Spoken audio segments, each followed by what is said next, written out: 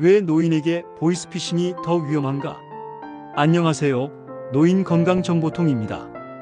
여러분, 오늘은 정말 중요한 이야기 하나를 나누려고 합니다. 바로 노인 보이스피싱 피해의 원인과 예방법입니다. 요즘 뉴스 보면 보이스피싱 피해자가 점점 젊은 사람보다 노인층이 많아지고 있다는 보도가 많죠. 실제로 60대 이상이 보이스피싱 피해자의 상당 부분을 차지한다는 기사도 있고요. 그런데 왜 노인들이 특히 보이스피싱에 취약할까요? 단순히 나이가 많아서만이 아닙니다. 구체적인 원인들이 있고 그 원인들을 이해해야 제대로 막을 수 있습니다. 오늘 영상에서는 노인이 보이스피싱에 더 취약한 이유, 과거 대비 새롭게 등장한 사기 수법, 예방하는 실전 전략, 이렇게 세 부분으로 나누어 말씀드리겠습니다. 보이스피싱 피해의 주요 원인 세 가지. 먼저 노인들이 보이스피싱에 속는 공통된 원인 세 가지를 짚어보겠습니다. 첫째, 디지털 기기와 인터넷 사용이 미숙하기 때문입니다. 많은 60세 이상 어르신들은 스마트폰, 문자 서비스, 메신저 기능 등에 익숙하지 않습니다. 낯선 링크를 클릭하라는 문자가 오면 무심코 눌러버리는 경우가 많죠. 더불어 요즘 보이스피싱 범죄자들은 스미싱 문자 메시지로 링크 보내는 사기나 가짜 앱 설치를 유도하는 방식도 많이 있습니다. 한번 앱을 설치하면 뒤에서는 범죄자가 원격으로 조작하거나 정보 유출할 수 있죠. 이처럼 디지털 기술의 빠른 변화와 정보 격차가 노인들에게 큰 허점이 됩니다. 둘째, 가족 또는 기관 사칭과 심리적 압박을 합니다. 범죄자들은 단순히 돈을 내놓으라는 식으로 접근하지 않습니다. 대부분 여러분의 자녀나 공공기관 또는 금융기관을 사칭하는 방식으로 신뢰를 유도합니다. 예를 들면 이렇습니다. 당신 아들이 사고를 당했으니 돈을 보내라. 당신 딸이 위험하니 빨리 돈을 보내라. 당신 계좌가 범죄 조직에 연루되었다. 정부에서 긴급 지원금을 줄 테니 우선 돈을 먼저 입금하라.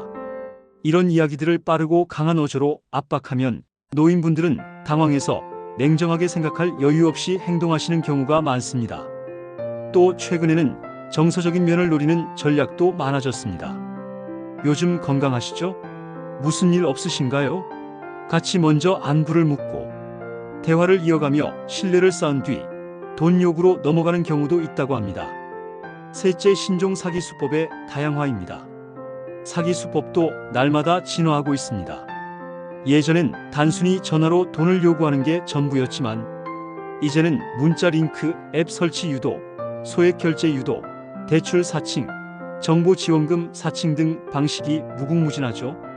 예컨대 스미싱 문자 클릭하면 가짜 금융 앱 설치 유도, 지원금 신청하려면 먼저 돈을 내라 하는 거짓 통지, 소액 결제 요청해서 쌓이게 하는 방식. 이런 수법들은 얼핏 보면 무해해 보여도 연결되어 있는 계좌나 인증번호를 훔치는 경우가 많습니다. 예방이 점점 더 어려워지는 시대이긴 하지만 알고 있으면 막을 가능성은 커집니다. 자, 이제부터가 가장 중요한 부분입니다. 어떻게 하면 보이스피싱 피해를 막을 수 있을까요? 만약 모르는 전화가 걸려온다면 우선 확인한다, 차단한다, 보고한다. 이게 기본 중에 기본입니다. 모르는 번호로 전화가 오면 우선 전화 끊고 확인하기. 문자나 링크가 출처가 불분명하면 절대 클릭하지 않기. 의심되면 정식 기관, 경찰, 은행 등 전화번호로 직접 확인하기. 최근 기사에 따르면 보이스피싱 예방의 기본 원칙으로 이 세 가지를 강조합니다. 보이스피싱은 나 혼자 당할 수 있다는 생각에서 시작됩니다.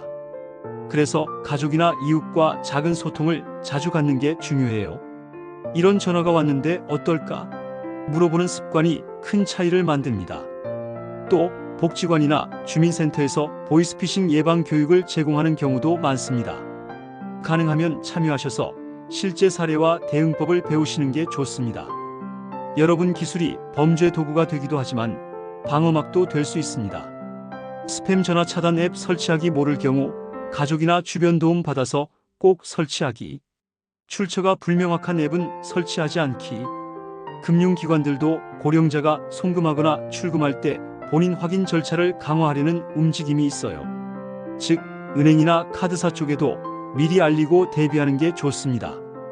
혹시나 여러분 이미 피해를 당했거나 의심되는 경우 신속하게 대응해야 합니다. 즉시 일일이 신고하기, 은행과 카드사에 지급 정지 요청하기, 금융감독기관에 신고하기. 이 과정을 가족이나 신뢰할 수 있는 지인에게 미리 알려두면 위급할 때 덜 당황할 수 있습니다. 여러분, 보이스피싱으로 관련된 사례를 말씀드려 보겠습니다. 한 70대 노인은 경찰로부터 범죄에 연루되었다는 전화를 받고 거액을 송금했다가 재산을 잃은 일이 있었습니다. 이런 식으로 고령층의 피해 비율이 점점 늘어나고 있다는 통계도 있습니다. 또 다른 사례로는 지인이 먼저 안부 전화를 한 뒤 가짜 정부 지원금 안내를 하는 식으로 믿음을 쌓아 피해를 유도한 경우도 있죠. 이런 사례들을 보시면 낯선 링크 하나, 전화 한 통이 얼마나 위험한지 실감하게 되실 겁니다. 여러분, 기억하세요. 보이스피싱은 무작위가 아닙니다. 우리의 취약점을 노리고 오게 됩니다. 정보의 무지함, 외로움, 심리적 압박. 하지만 동시에 조금만 경계하고 조금만 준비한다면 피해를 예방할 수 있습니다. 작은 실천이 여러분의 재산과 평안을 지켜줍니다. 오늘부터 혼자서도 한 번 더 깊게 생각해 보십시오. 이 번호는 진짜인가? 링크는 믿을만한가? 여러분의 안전은 여러분이 지킬 수 있습니다. 구독과 좋아요는 영상을 만들 때 힘이 됩니다. 끝까지 시청해 주셔서 감사합니다.